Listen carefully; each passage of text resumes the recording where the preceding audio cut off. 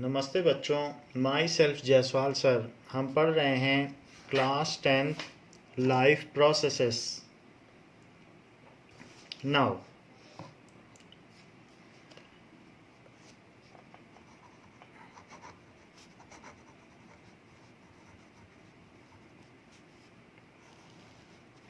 so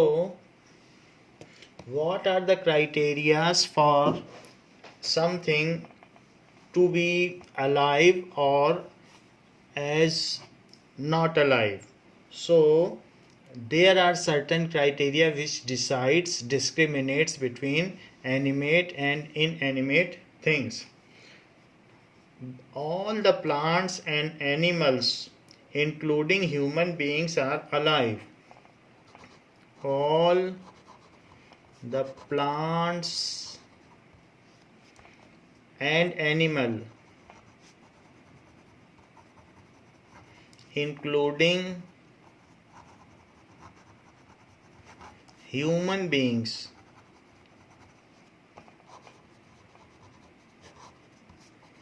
are alive. उनको alive कहा जाएगा। इसके अलावा micro organism like bacteria, micro organism like bacteria किसी जैसे वाटर बॉर्न बैक्टीरिया होते हैं, या किसी भी एनिमल बॉडी में बैक्टीरिया हो सकते हैं, या एयर में सस्पेंडेड बैक्टीरिया भी हो सकते हैं। सो उनको जो भी बैक्टीरिया हैं, they are also considered as alive. Even protozoa like amoeba, paramecium यानी unicellular prokaryotic animals, unicellular eukaryotic animals are alive. तो हम देख सकते हैं बैक्टीरिया यानी ये जो होते हैं प्रोकैरियोटिक, जिनमें के न्यूक्लियस वेल डिफाइंड नहीं होता, उनको भी अलाइव माना गया है। और जिसमें कि न्यूक्लियस वेल डिफाइंड होता है, जैसे अमीबा, पैरामीशियम, इन सब को भी अलाइव माना जाता है। So micro organism like bacteria, protozoa, जैसे कि amoeba, paramecium,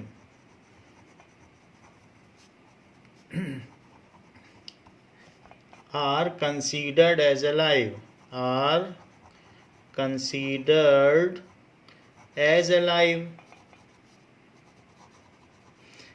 Can virus be considered as alive? So virus is not considered as alive,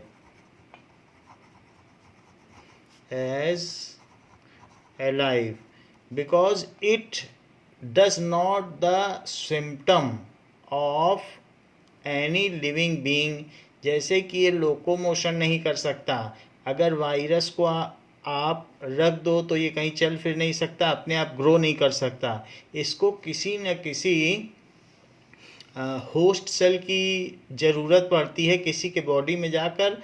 इसके पास प्रोग्राम तो है, बट इसके पास सेलुलर मैकेनिज़्म नहीं है। सेल के बाहर जो ऑर्गेनेल्स होते हैं वो इसके पास नहीं होते हैं। इसके पास सिर्फ अपना डीएनए होता है।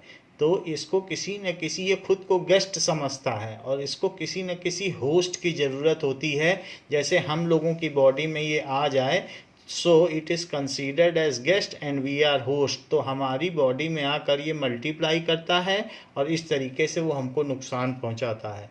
So virus is not considered as alive.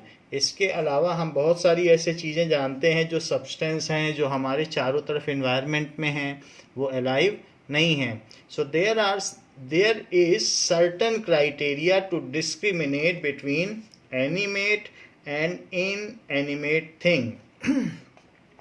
So there are certain criterias to discriminate between animate animate का मतलब living things, and inanimate things, and inanimate things. So इन दोनों में एक डिफरेंस है। इन एनिमेट ऑब्जेक्ट्स या थिंग्स, तो क्या डिफरेंस है इन एनिमेट और एनिमेट में? नाउ लिविंग थिंग्स, जो इनएनिमेट थिंग्स है उनको क्या कहा जाएगा? Non living things. So non living things. So living things और नॉन लिविंग थिंग्स में क्या डिस्क्रिमिनेशन है? कुछ ना कुछ तो अंतर होता होगा। So these are the following characteristics. So there are certain criteria. So characteristics of living things क्या हैं? Characteristics of living thing. Living things can locomote or show movement. Living things show movement और locomote. Locomote का क्या मतलब है? वो ये एक जगह से दूसरी जगह तक चल फिर कर जा सकते हैं। They can move from one place to other. और यह मूवमेंट शो कर सकते हैं, जैसे कि सनफ्लावर है, वो जिधर जिधर सन जाता है तो उधर उधर उसका फेस होता चला जाता है। तो इस तरीके से ऐसे अदर मूवमेंट्स हैं, जैसे टच मी नॉट या छुई मुई का पौधा है, तो उसमें भी कुछ ना कुछ मूवमेंट्स होते रहते हैं। घर में पौधा लगा दो तो जिधर विंडो से सन की लाइट आएगी तो पौधे के सारी ब्रांचेस उधर जाएंगी।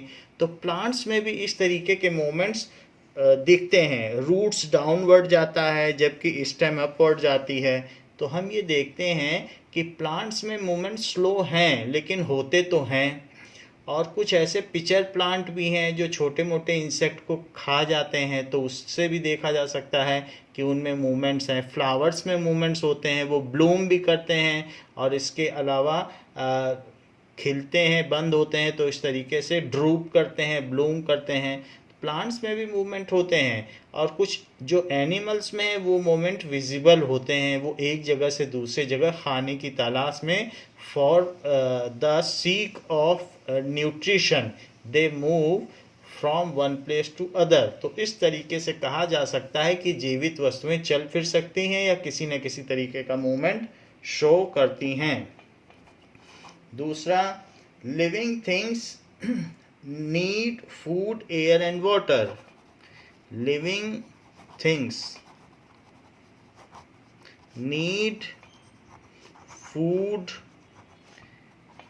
air and water. Even plants को भी फूड बनाने के लिए कुछ रॉ मटेरियल की तो ज़रूरत पड़ती ही है। आपको मालूम है कि प्लांट्स ग्राउंड से, सॉइल से 16 न्यूट्रिएंट्स लेता है, जिसमें कुछ माइक्रो न्यूट्रिएंट्स हैं और कुछ मैक्रो न्यूट्रिएंट्स हैं, जैसे कैल्शियम, पोटाशियम, इस तरीके से कॉपर, मैग्नीज, ऐसे बहुत सारी चीज़ें लेता है। इसके अलावा प्लांट को CO2 भी चाहिए और वाटर भी चाहिए। तो प्लांट भी रॉ मटेरियल तो लेता ही है और साथ में इसके अलावा मिनरल्स भी लेता है। और हम लोगों को तो फूड सीधा बना बनाया चाहिए। एनिमल्स को तो किसी न किसी तरीके से सबको कुछ न कुछ तो सप्लीमेंट चाहिए ही। फूड चाहिए या फूड सप्लीमेंट। तो प्लांट जो है फूड सप्लीमेंट लेता है, जैसे कि मिनरल्स, वाटर, CO2। और हम सब लोगों को सीधा फूड चाहिए क्योंकि हम खाना बना नहीं सकते। Animals can not make their food. इसके अलावा एयर भी चाहिए। अगर लिविंग थिंग्स को एयर ना मिले तो स्पेस में छोड़ दो लिविंग थिंग्स को, चाहे प्लांट को चाहे एनिमल को, तो वो मर जाएगी। एयर तो चाहिए सबको और इसके अलावा वाटर भी चाहिए। सो लिविंग थिंग्स ये पहचान की जा सकती है कि लिविंग थिंग्स को ये सब चाहिए, वरना जुपिटर में भी बहुत सारे माउंटेन्स हैं, सब कुछ हैं। अगर वहाँ पर किसी किसी ऐसे प्लेनेट में जहाँ एयर ही नहीं है, जैसे मून है तो वहाँ स्पेस है, वहाँ पर तो कोई एयर नहीं है, एटमॉस्फेयर नहीं है, तो वहाँ पर भी स्टोन्स पड़े हुए हैं। तो इस तरीके से इन एनिमेट और एनिमेट चीज़ों में, एनिमेट का मतलब जीवित वस्तुएं, यानी लिविंग थिंग्स को ये सारी चीज़ें चाहिए होती हैं। Now living things can grow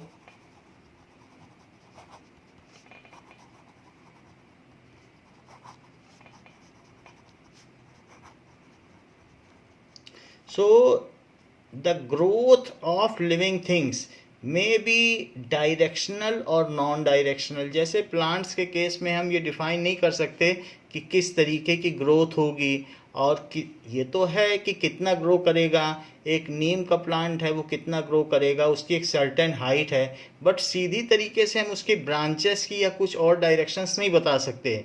लेकिन एनिमल्स में ये ग्रोथ जो होती है वो ज़्यादा परफेक्ट और डायरेक्शनल होती है। हम ये जान सकते हैं कि हमारे हाथों में 5 उंगलियां ही होंगी। So in other ways also our body shape is regular.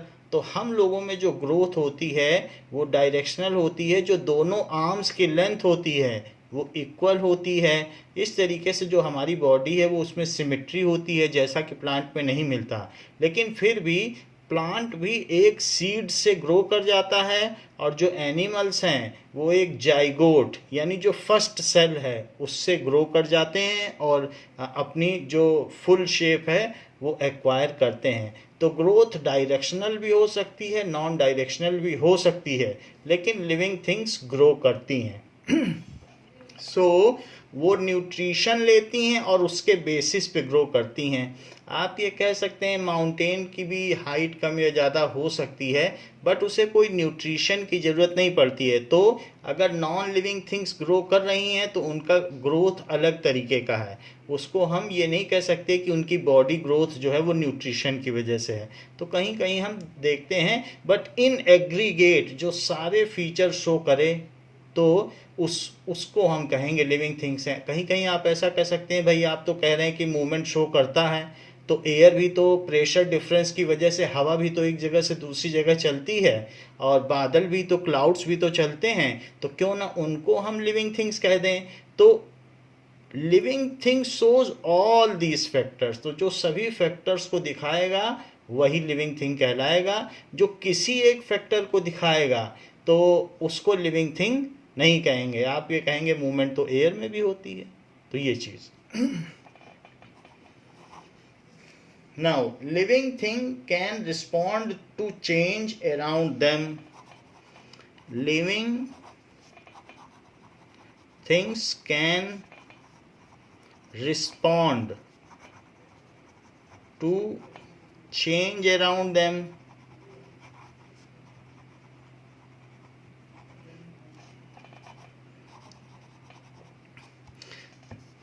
Living things move from the place which is not suited to them to the place which is better suited to them. तो अगर मान लीजिए कहीं heat ज़्यादा है तो living things वहाँ से मूव कर जाएंगी शेडी रीजन में। और अगर प्लांट्स हैं और प्लांट्स में एक तरफ पानी नहीं है और दूसरी तरफ पानी है, तो जो प्लांट्स की रूट्स हैं वो रिवर साइड मूव कर जाएंगी, जिससे उनकी जड़ों को पानी मिलता रहे, रूट्स को पानी मिलता रहे। तो इस तरीके से वो रिस्पॉन्ड करती हैं।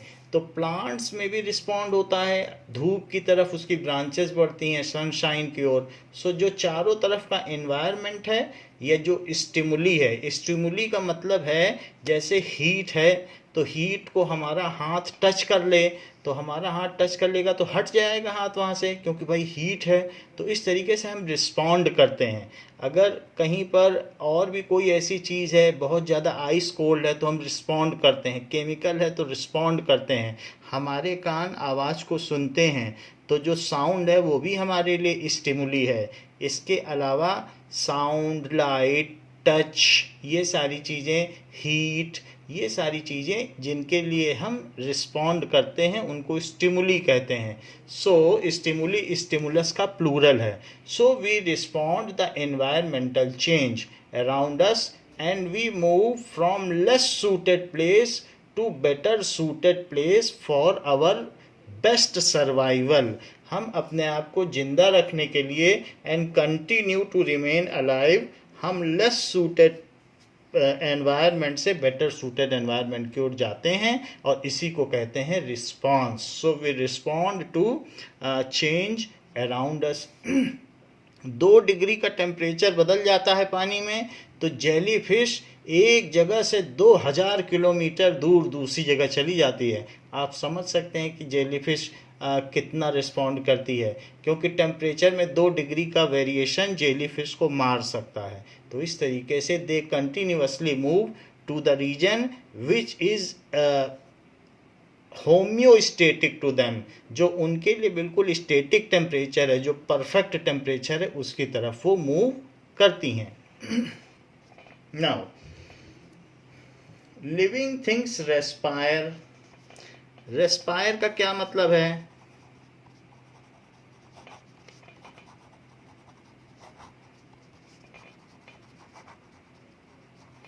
Living things respire. रेस्पायर का मतलब ब्रीद इन और ब्रीद आउट नहीं होता. ये नहीं है कि हमने सांस अंदर खींची और हवा बाहर निकाली. Breathing in means taking in, inhaling the air in, and breathing out, that is exhaling the air out. So it is a physical process, it is not the respiration. respiration का मतलब समझना चाहिए कि जो हमने ग्लूकोज खाया C6H12O6, इसको glucose कहते हैं. तो हम ग्लूकोज कैसे खा सकते हैं? जैसे हम व्हीट खाते हैं, राइस खाते हैं, इन सभी में कार्बोहाइड्रेट होता है. तो जब हम ये चीज़ें लेते हैं, जो एनर्जी सोर्सेस से ये सब चीज़ें लेते हैं, तो हमारे अंदर उस ग्लूकोज का ब्रेक डाउन होता है. और ब्रेक डाउन होने के बाद वो चीज़ जो हमने ग्लूकोज खाया वो टूट कर CO2 और वाटर में बदल जाती है और साथ में एनर्जी मिलती है. तो जब हम रेस्पायर करते हैं, ये एक सेल के अंदर होने वाला प्रोसेस है. जो ग्लूकोज हम खाते हैं वो सेल तक पहुंचता है और उस सेल में ग्लूकोज तोड़ा जाता है और एनर्जी निकलती है. फिर उस एनर्जी का हम क्या करते हैं? उसी एनर्जी से हम लोकोमोशन करते हैं, दौड़ते हैं, भागते हैं, जिससे कि हम और ग्लूकोज की तलाश कर सकें और खाने की तलाश कर सकें. इस तरीके से लाइफ प्रोसेसेस कंटिन्यूअसली चलते रहते हैं. तो हमारे अंदर जो फूड है उसका टूटना और उससे एनर्जी का प्रोडक्शन, उसको रेस्पिरेशन कहते हैं, न कि फिजिकल प्रोसेस ब्रीदिंग इन और ब्रीदिंग आउट को. So we respire. So respiration is taking place at cellular site. Cell पे होता है ये जहाँ पर ग्लूकोज ब्रेक डाउन होकर CO2, वाटर एंड एनर्जी बनाता है और उसी एनर्जी से हम अपने लाइफ प्रोसेसेस, लाइफ में होने वाले जो भी मेंटेनेंस है या दूसरे काम है, अगर लाइफ है हमारी तो हमें अपने अंदर मेंटेनेंस भी करना पड़ेगा, तो उसमें एनर्जी की ज़रूरत पड़ती है. क्या आपको पता है कि रेस्पिरेशन में जितनी एनर्जी निकलती है 70% तो वो हमारे मेंटेनेंस में ही चली जाती है और बाकी बचे 30% से हम लोकोमोशन, एक्सरसाइज, घूमना फिरना, चलना करते हैं. और न यकीन हो तो रात को खाना खा के सो जाइए, सुबह फिर से भूख लग जाएगी. तो इससे पता चलता है कि जो हम खाते हैं, वाट एवर फूड वी टेक, तो रेस्पिरेशन में 70% उसका जो है वो बॉडी मेंटेनेंस में लग जाता है. सो वी रेस्पायर, यानी हम खाने को तोड़ते हैं और एनर्जी पैदा करते हैं. ऐसा सेल में होता है जिसे रेस्पिरेशन कहते हैं. खैर, इस चीज़ को हम आगे डिटेल में पढ़ेंगे, इन सब के लिए ही ये चैप्टर बना हुआ है. नाउ लिविंग थिंग्स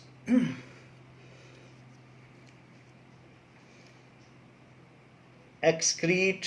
इसका क्या मतलब है?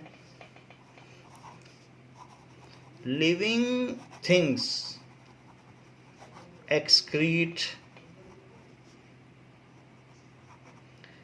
They throw out the waste substance produced in their body. They throw out waste substance produced in their body.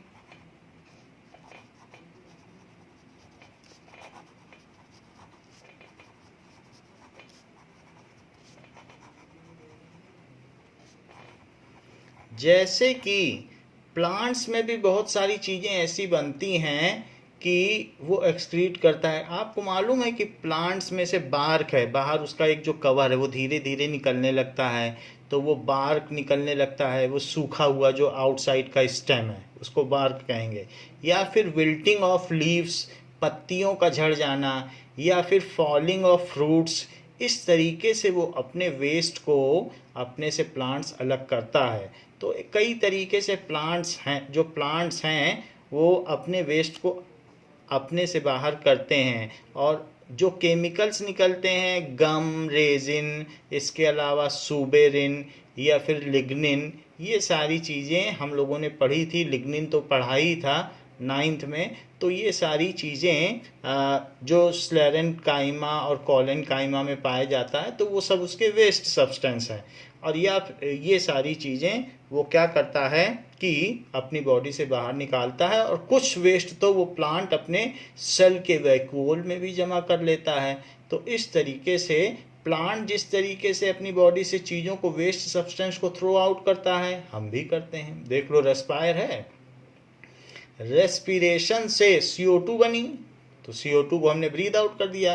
Respiration से वाटर बना, तो वाटर को यूरिनेट कर दिया। और इसके अलावा भी जो हमारी बॉडी में टॉक्सिक सब्सटेंस जनरेट होते रहते हैं, उसको हम अपने स्वेट या पर्सपिरेशन से अपनी स्किन के थ्रू बाहर निकालते रहते हैं। तो इस तरीके से बहुत सारी चीज़, तो यूरिन में भी बहुत सारे टॉक्सिक सब्सटेंस निकल जाते हैं, स्किन से निकल जाते हैं। तो इस तरीके से हम अपने अंदर जो भी हार्मफुल सब्सटेंस हैं उनको लगातार कंटिन्यूअसली थ्रो करते रहते हैं अपनी बॉडी के बाहर। और इस प्रोसेस को कहते हैं एक्सक्रीशन। और इस प्रकार का जो हमारे अंदर सिस्टम है, जिसमें किडनी भी काम करती है, किडनी उसका मुख्य ऑर्गन है, तो उसको कहते हैं एक्सक्रीटरी सिस्टम। तो हमारी बॉडी में जो काम, जो अपवर्ज्य पदार्थों को बाहर निकालता है, तो उसको कहते हैं अपवर्जन तंत्र, that is known as excretory system.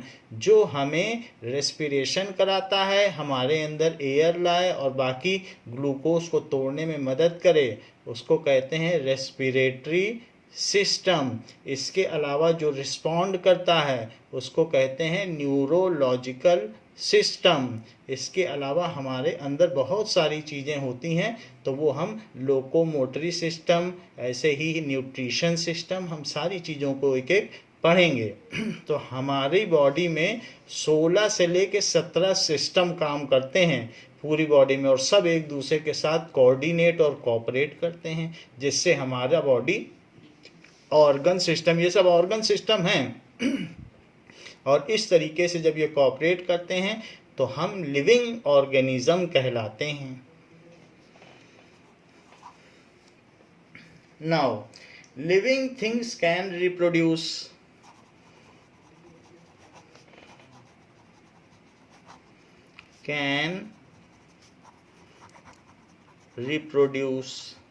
They can give birth to young ones like them.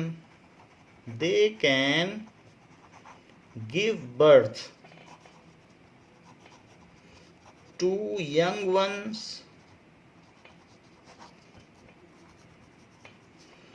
like them.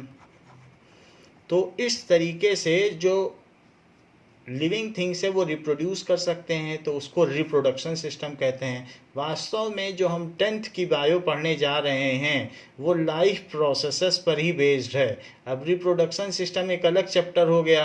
इस तरीके से हम देखेंगे कि हमारी बुक में जो बायो है वो लाइफ प्रोसेसेस के डिफरेंट पार्ट्स को ही आपस में बताती है। आप सारे चैप्टर उठाकर देख लें बायो के, तो आपको पता चलेगा कि इन्हीं सब सिस्टम के बारे में ही बात की गई है। सो इन्हीं चीज़ों को हम अलग अलग चैप्टर में पढ़ेंगे कि किस तरीके से रिस्पॉन्ड होता है, क्या होता है। तो ये दीज आर द वेज।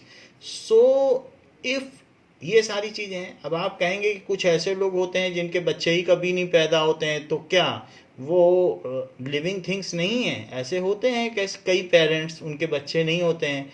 तो living things are those which shows most of the feature stated above। एक दो फीचर ऐसा हो सकता है कि न रिप्रोड्यूस करते हों, एक दो और फीचर भी कुछ हो सकते हैं कि भाई ऐसा होता है कि कोमा में पड़ा हुआ मरीज है, अब वो चल फिर नहीं सकता है, तो अब लोकोमोट नहीं कर रहा है, तो क्या हम लिविंग ना कहें?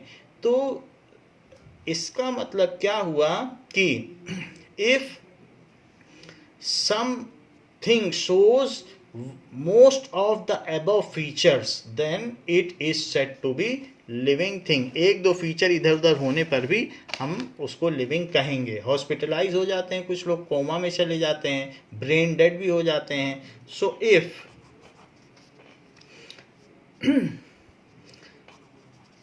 something shows most of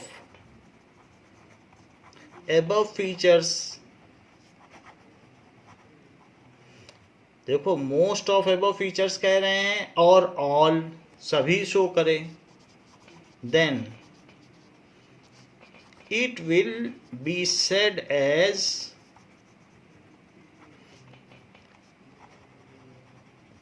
living being. उसे क्या कहेंगे? लिविंग बीइंग कहा जाएगा कि जिसने ये फीचर्स शो कर दिए, then it will be said as living being। Now in an organism we should see what is the organizational structure is taking place।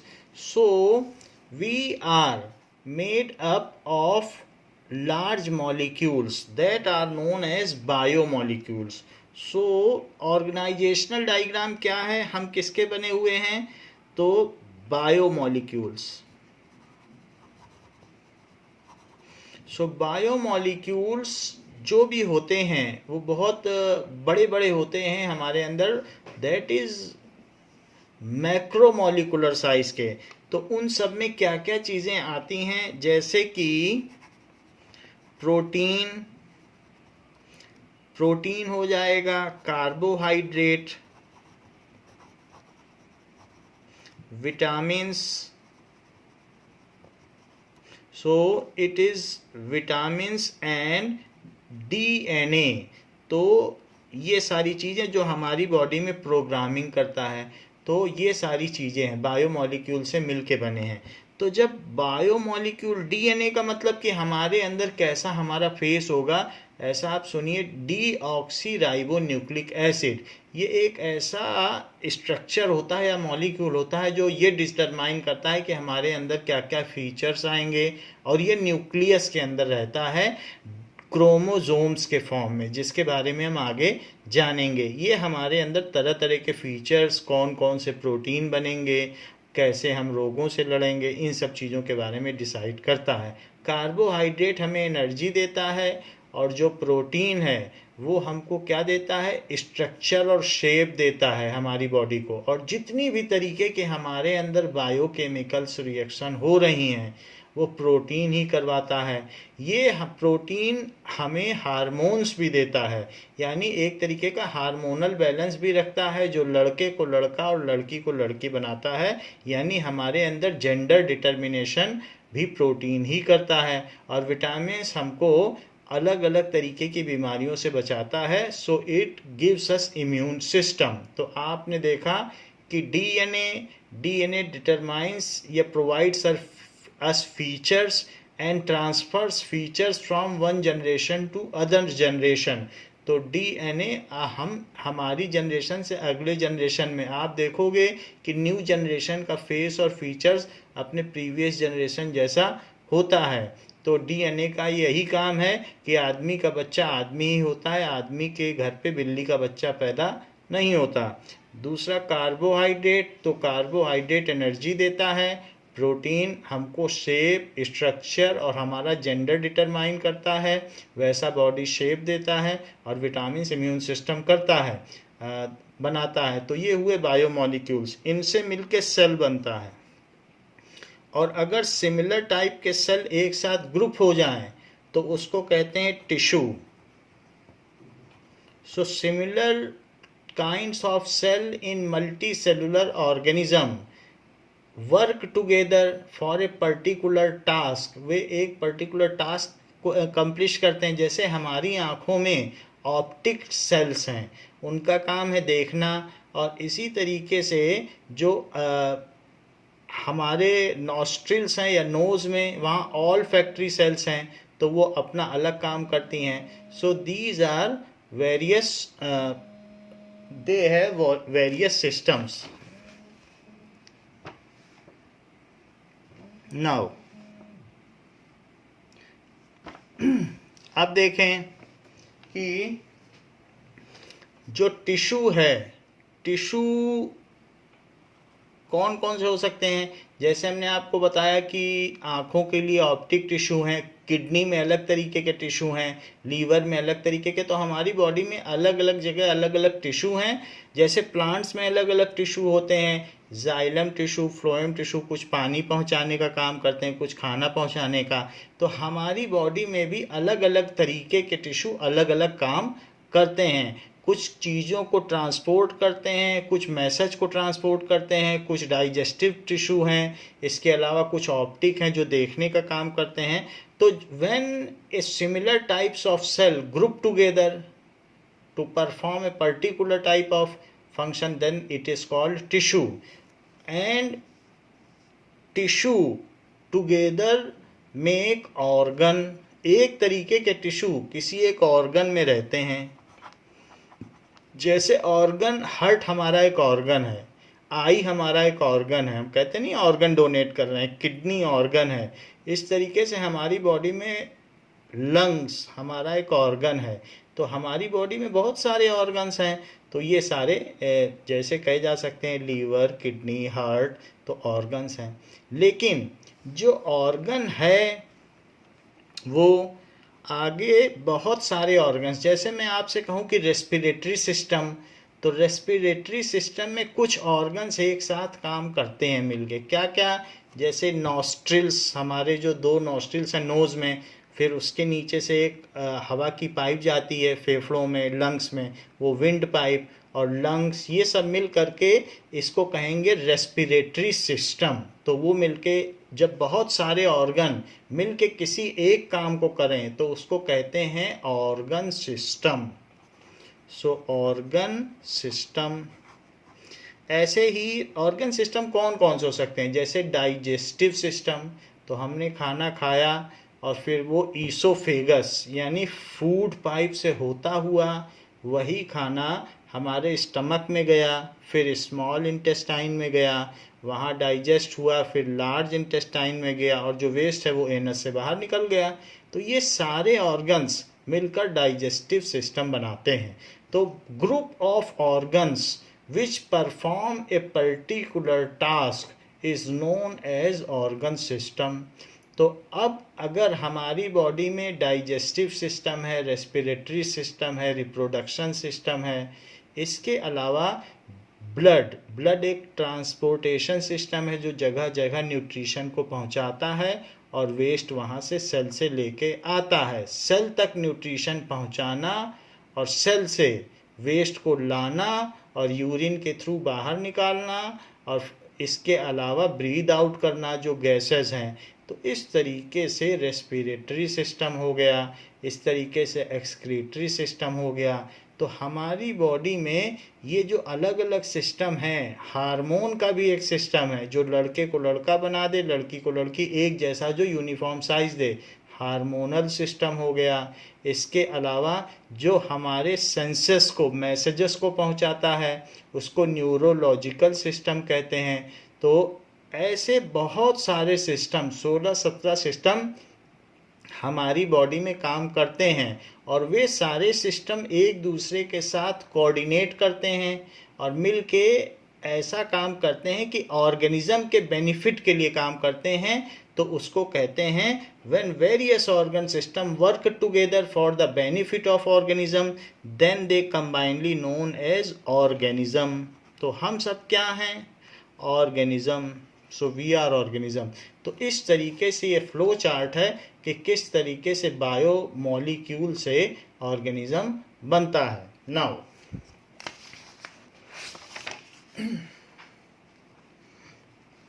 सो जब ऑर्गेनिज्म बनता है So there are certain life processes associated with it. So we should know what are life processes.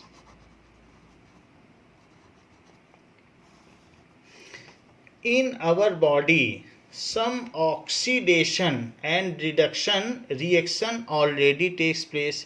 जब हम plants को खाते हैं या plants के कुछ फ्रूट्स को खाते हैं, तो जो प्लांट के प्रोटीन हैं वो ह्यूमन के काम नहीं आ सकते, क्योंकि प्लांट तो खड़ा रहता है.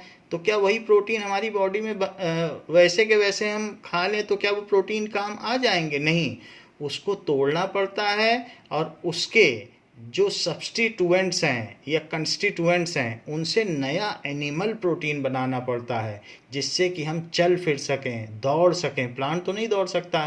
तो उसको जो तोड़ना है उसको रिडक्शन कहेंगे, और फिर जोड़ना है, फिर सिंथेसिस होगी. तो इस तरीके से हमारी बॉडी में oxidation and reduction reactions are continuously going on.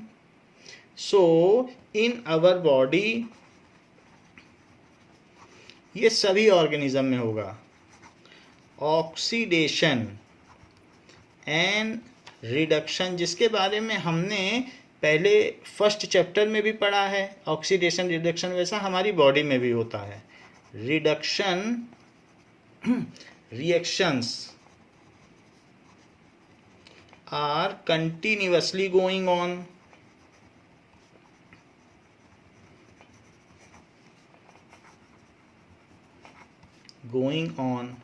So this oxidation and reductions are known as this breaking down of macromolecules, जो हम बाहर से ले रहे हैं बड़े बड़े मॉलिक्यूल्स, बायोमॉलिक्यूल्स का breaking down. So this breaking down of biomolecules, क्योंकि जो हमने प्लांट से लिया वो भी तो बायोमॉलिक्यूल है, वो भी तो एक जिंदा चीज़ है. हम कोई कंकड़ पत्थर तो खा नहीं रहे हैं. तो जो हमने लिया प्लांट के मॉलिक्यूल, उसमें भी तो प्रोटीन कार्बोहाइड्रेट था, तो वो बायोमॉलिक्यूल है. बायोमॉलिक्यूल्स, प्रोटीन भी लेते हैं, दाल खाते हैं तो प्रोटीन मिलता है. ब्रेकिंग डाउन ऑफ बायोमॉलिक्यूल्स, इसको कहते हैं कैटाबोलिज्म. एंड उसको तोड़ा और फिर एनिमल प्रोटीन बनाया. एंड मेकिंग या सिंथेसिस ऑफ न्यू बायोमॉलिक्यूल्स.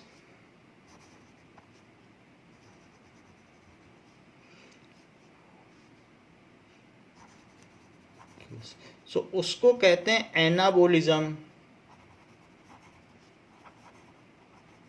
तो काटने को या तोड़ने को कैटाबोलिज्म और बनाने को anabolism is combinedly called biochemical synthesis, या इसको कहते हैं मेटाबोलिज्म.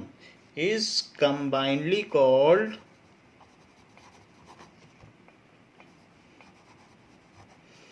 बायोसिंथेसिस, जो हमारी बॉडी में चलती है. सिंथेसिस का मतलब निर्माण, या फिर इसको कहते हैं मेटाबोलिज्म या मेटाबॉलिक एक्टिविटीज. मेटाबॉलिक एक्टिविटीज, तो ये हमारी बॉडी में चलती रहती है. ये now it needs energy. It, किसी मॉलिक्यूल को तोड़ना, नए मॉलिक्यूल को बनाना, इट नीड्स एनर्जी. सो ये इसको एनर्जी की ज़रूरत पड़ती है. And maintenance. So in addition to it, various cells in our body are getting degraded. हर 3 महीने में हमारा ब्लड बदल जाता है और नया ब्लड आ जाता है. तो जो चीज़ें, जो ब्लड सेल्स टूट रही हैं या ब्रेक डाउन हो रही, तो उनको अब शरीर से बाहर निकालना है. ऐसा तो नहीं है कि हमारी बॉडी कचरा घर है, डस्टबिन, वो टूटी हुई सेल को हम रखते जाएं. तो जो ब्रेकिंग हो रही है उसको बाहर निकालना. So there is weathering process going on in our body. So new cells are to be made और रिपेयरिंग ऑफ दो सेल्स. अगर उनमें कुछ टूट फूट हो रही है तो उसका फिर से मेंटेनेंस भी चाहिए. सो In addition to it,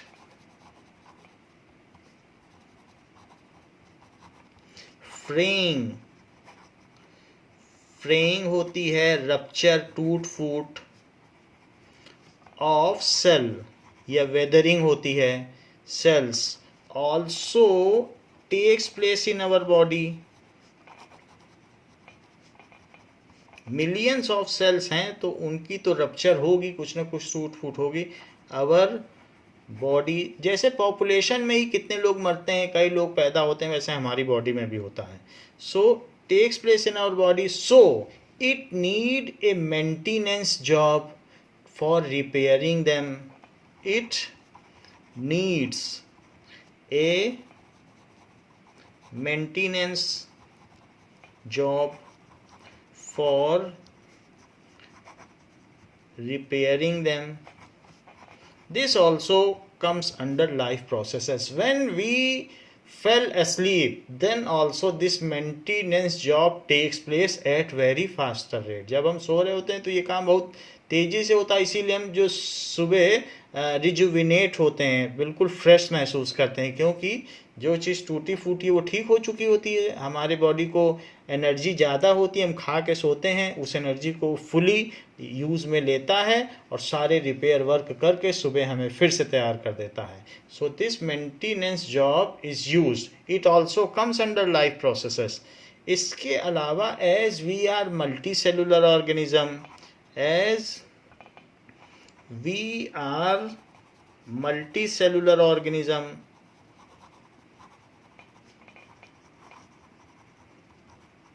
and our maintenance processes, या ये जो लाइफ प्रोसेसेस चल रहे हैं, needs energy and all above processes needs energy. So we have to ingest food, हमें बाहर से खाना खाना पड़ता है. सो we have to ingest food. ingest food यानी खाना खाना पड़ता है. पहली बात तो लोकोमोट करना पड़ता है, खाना ढूंढना पड़ता है, पैसा कमाना पड़ता है, फिर खाना खरीदना पड़ता है, खाना पड़ता है. सो यहाँ सिंपली बात कही गई, ingest food, digest food. पहले खाना खाया, फिर उसको क्या कहा, digest food and eject out waste. और जो हमारे बॉडी में खाना खाने के बाद फूड डाइजेस्ट हो गया, तो जो इसके अलावा वेस्ट सब्सटेंस है जो नॉट नीडेड है, या फूड में से जो नॉन नेसेसरी थिंग्स है उसे बाहर फेंक देना. Egest out food. This all comes under life process called nutrition. This all comes under nutrition. तो न्यूट्रिशन एक लाइफ प्रोसेस हो गया. तो ये बात कही गई, this all comes under nutrition, तो न्यूट्रिशन हो गया. इसके अलावा ये जो भी चीज़ है, वी नीड एनर्जी. तो हम क्या करते हैं कि फूड का एसिमिलेशन करते हैं. फूड से हमें एनर्जी चाहिए, so extraction of energy from food needs transference of air. It needs exchange of air. भाई हम अगर नई ऑक्सीजन नहीं लेंगे तो ग्लूकोज कैसे टूटेगा. So from digested food, food तो डाइजेस्ट पेट में हो गया, अब वो ब्लड का काम है उसको सब सेल तक पहुंचाए कि लो भाई नया खाना आ गया है, ये लो C6H12O6 लो, ग्लूकोज लो, सारे सेल तक पहुंचाएगा. फिर सेल क्या करेगी, उसको सेल कहेगी कि तुमने हमको ग्लूकोज तो दे दिया, अब जाके लंग से ऑक्सीजन लेके आओ, जिससे कि हम इस खाने को ब्रेक डाउन तो कर सकें और एनर्जी तो बना सकें. तो ये जो breathing in breathing out process है, और इसके अलावा ब्लड से उसको सेल तक ऑक्सीजन को पहुंचाना, ये सारा प्रोसेस कहलाता है रेस्पिरेशन. अगर हम ऑक्सीजन पहुंचाएंगे ही नहीं तो ग्लूकोज रखा का रखा रह जाएगा. तो डाइजेशन तक की बात नहीं है. डाइजेशन का मतलब है कि हमारे इंटेस्टाइन से खाना हमारे पेट में पहुंच गया, फिर पेट से अब इसको सर्कुलेशन सिस्टम यानी ब्लड का फर्ज बनता है कि पूरी बॉडी के हर सेल तक पहुंचाए, और ब्लड का ये भी फर्ज बनता है कि वो हमारे लंग्स से नई ऑक्सीजन, फ्रेश ऑक्सीजन लेकर सेल तक पहुंचाए और कह दे कि ये लो ग्लूकोज और ये लो एयर, और अब लो आप इसको तोड़ो और एनर्जी बनाओ और हमारी पूरी बॉडी को एनर्जी दो और रिपेयर और मेंटेनेंस के काम को करो। तो इस तरीके से फ्रॉम डाइजेस्टेड फूड सेल क्या करेंगी, फ्रॉम डाइजेस्टेड फूड न्यूट्रिएंट्स, तो जो न्यूट्रिएंट्स है ना are required to be send, कहाँ भेजे जाने हैं, to cellular site from intestinal site. Intestine में फूड पूरी तरीके से डाइजेस्ट हो जाता है, छोटी आंत और बड़ी आंत में। सेंड टू सेलुलर साइट, हर एक सेल तक वो खाना पहुंचना चाहिए। Cellular site from intestinal, stomach के नीचे इंटेस्टाइन होता है, इंटेस्टाइनल साइट से वो कहाँ पहुंचना चाहिए, सेलुलर साइट।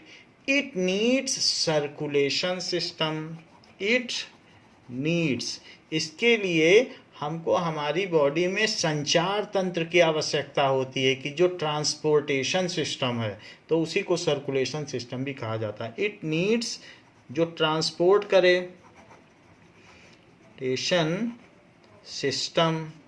तो अब हमारे पास एक और लाइफ प्रोसेस आ गया, भाई खाना बन गया, सब पेट में ही तो थोड़ी ना रहेगा, उसको सेल तक पहुंचाना है क्योंकि हम मल्टी सेलुलर हैं। तो इट नीड्स ट्रांसपोर्टेशन सिस्टम, ठीक है। तो फूड अब कहाँ पहुंच गया, सेल तक। So blood accomplish this task, blood जो होता है वो इस काम को करता है, न्यूट्रिएंट्स को पहुंचा देता है। सो ब्लड एकम्प्लिश, पूर्ण करता है, दिस टास्क। और भी कई चीज़ें हैं, तो जब हम ट्रांसपोर्टेशन सिस्टम पढ़ेंगे तो उसमें देखेंगे कि हार्ट का काम है ब्लड को पंप करना, वो सारा हम उसमें देख लेंगे। तो ये चीज़ करता है। So for breaking down food cells need oxygen, and the supply of oxygen is done by respiratory system. हम सांस लेते हैं तो फ्रेश ऑक्सीजन अंदर लेते हैं. So for breaking down of food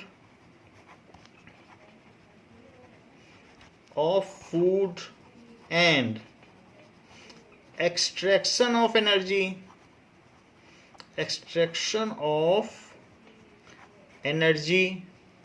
we need oxygen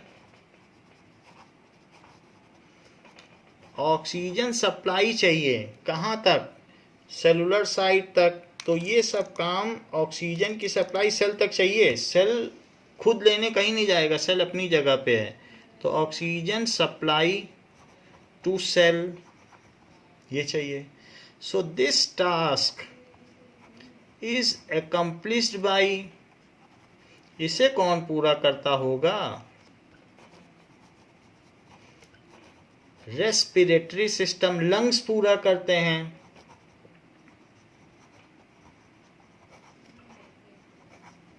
system ये चीज है. यानी कहने का मतलब है कि जो C6H12O6 है, ये खाना है, न्यूट्रिशन है. तो ब्लड ने इसको ले जाके कहाँ से? इंटेस्टाइन से ले जाके कहाँ पहुँचाया? हर एक सेल को. लो भाई खाना आ गया. तो सेल ने कहा खाना तो ले आए हो, अब ऑक्सीजन भी ले आओ जिससे हम इसे तोड़ सकें. तो वो ब्लड जाता है अब लंग्स के पास कि ऑक्सीजन दो और हमें सेल को देनी है, वो खाना तोड़ेगा. तो सेल से वो ऑक्सीजन लेके, और एक सेल में माइटोकॉन्ड्रिया होता है. तो माइटोकॉन्ड्रिया उसका काम है, वो सेल का पावर हाउस है, उसका काम है खाना तोड़ना. तो अब देखो ब्लड ने कार्बोहाइड्रेट भी पहुंचा दिया, वैसे ही ग्लूकोज है. तो ग्लूकोज एक तरीके का कार्बोहाइड्रेट होता है, सोर्स ऑफ एनर्जी। कार्बोहाइड्रेट में शुगर भी आती है, ग्लूकोज भी आता है, स्टार्च भी आता है। तो कार्बोहाइड्रेट इन जनरल कहते हैं जिसमें कार्बन और हाइड्रेट यानी वाटर हो तो उसे कार्बोहाइड्रेट कहते हैं। अच्छा, तो माइटोकॉन्ड्रिया में ये हुआ तो उसमें CO2 बन गया और इसके अलावा वाटर बन गया। और क्या बन गया? CO2 बन गया, वाटर बन गया और एनर्जी बन गई। एनर्जी से लाइफ प्रोसेसेस अकम्प्लिश हो गए। और ये जो वाटर है तो वाटर और ये अब ये हमारे किसी काम के नहीं है। सो 6H2O ये चीज़ तो ये किसी काम के नहीं, इसको बाहर फेंकना है। तो अब क्या काम होगा?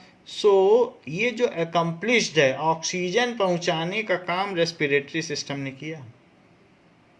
अब whatever wastes are generated, उसका क्या होगा? Whatever wastes are generated are to be thrown out from body. Now whatever waste are generated under respiration, ये जो पूरा प्रोसेस आपको फार्मूला लिख के दिखाया, केमिकल इक्वेशन, इसी को कहते हैं रेस्पिरेशन या श्वसन। whatever wastes are generated is thrown out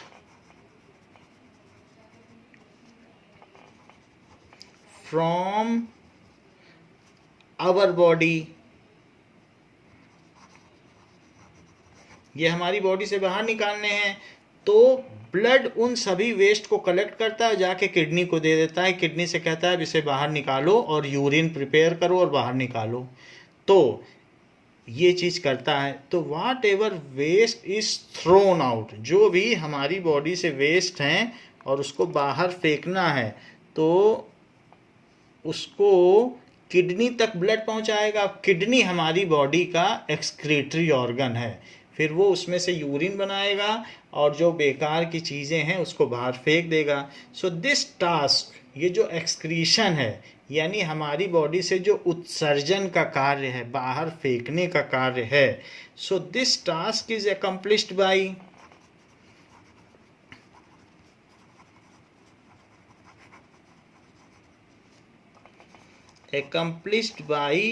excretion system,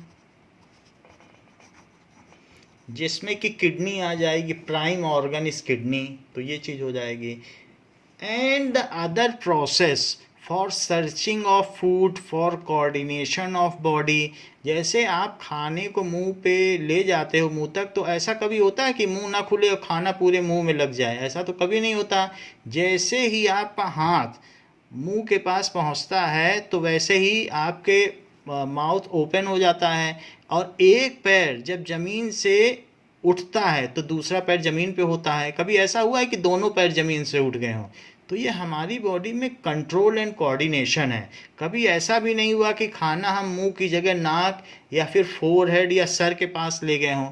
जो बैलेंस्ड एक्टिविटी है, बॉडी में बैलेंस्ड मूवमेंट है। अगर आपको बैलेंस्ड मूवमेंट देखना है तो किसी नर्तकी का देखिए, डांसर का, कि किस तरीके से वो अपने बॉडी को बैलेंस करती है, या स्पोर्ट्स पर्सन का कि कैसे वो हर एक स्टेप लेता है, बैडमिंटन प्लेयर का। तो इस तरीके से हम देखते हैं कि we coordinate our all body organs coordinate with each other.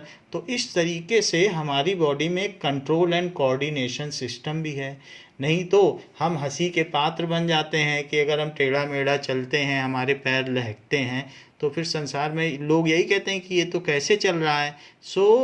इसके अलावा our various body organs coordinate with each other. आँखों ने सांप देखा और पैर ने भागना शुरू कर दिया। यहाँ पर कोई इसके बीच में टाइम लैप्स नहीं है कि तुरंत ये सब हो जाता है। तो ये जो चीज़ हुई इसको कहते हैं कोऑर्डिनेशन सिस्टम। ये भी ऑर्गेनिज्म को बचाने का एक तरीका है। ये सभी जो सिस्टम है ऑर्गेनिज्म के हेल्प के लिए या बेनिफिट के लिए काम करते हैं। Our various body organs and limbs, body organs and limbs. Limbs का मतलब अंग, जो भी हमारे हैं लिम्स, हाथ पैर, coordinate with each other.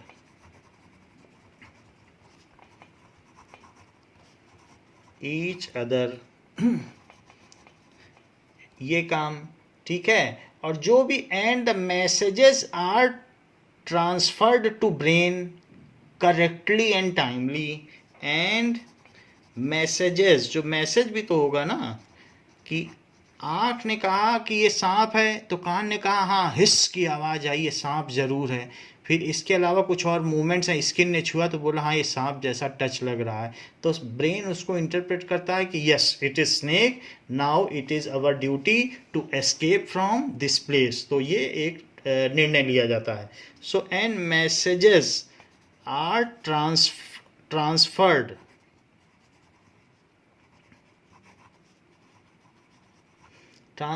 Timely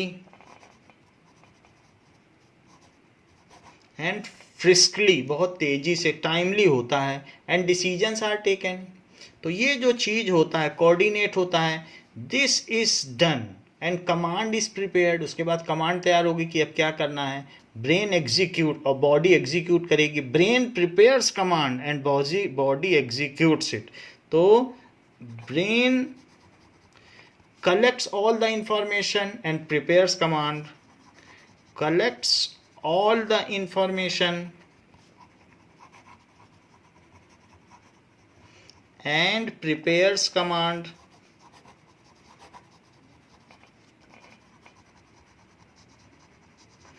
this all is, ये जो भी हो रहा है, this all is done by control and coordination system. तो हमारी बॉडी में इस तरीके का भी एक सिस्टम है जिसको कि हम अगले चैप्टर में पढ़ेंगे। So control and coordination system, तो ऐसा भी सिस्टम है। इसके अलावा as for a species to survive up to eternity, अनंत काल तक एक स्पीसीज जिंदा रहे, for the survival and existence of species it is necessary to produce young ones so that the continuity of life remains. So for existence of any species it is necessary that continuity of life remains and reproduction takes place.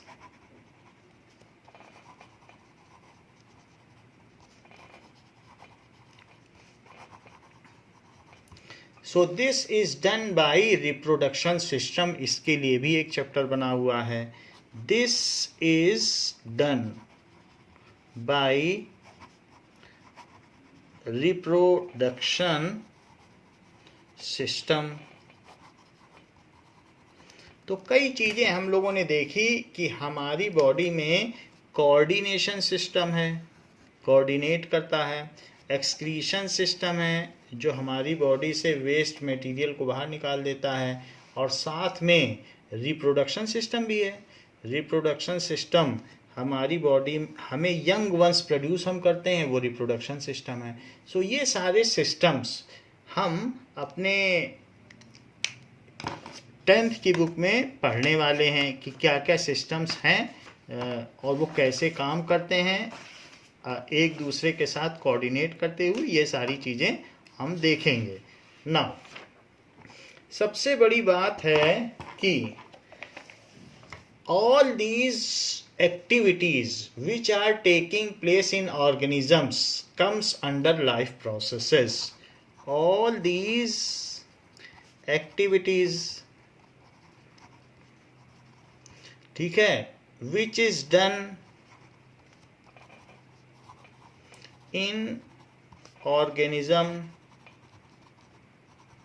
so that it is better suited to them and for their better survival, so that it is best for their survival.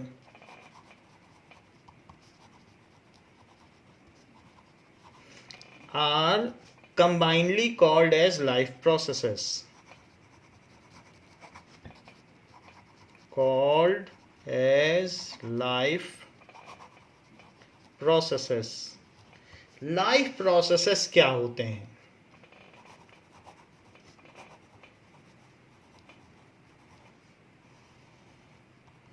So, the basic functions performed by living organism. The basic functions performed by living organism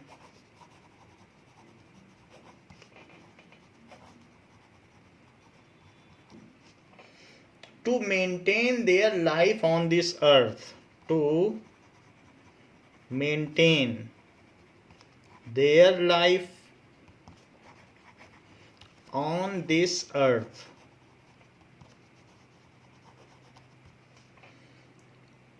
are called life processes. Are called life processes. उसको life processes कहते हैं. So it includes, इसमें शामिल हैं nutrition, respiration,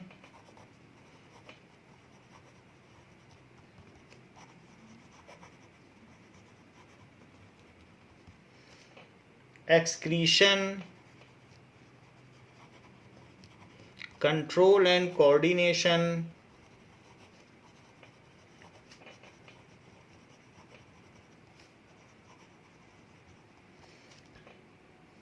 growth, movement and reproduction. Movement and reproduction.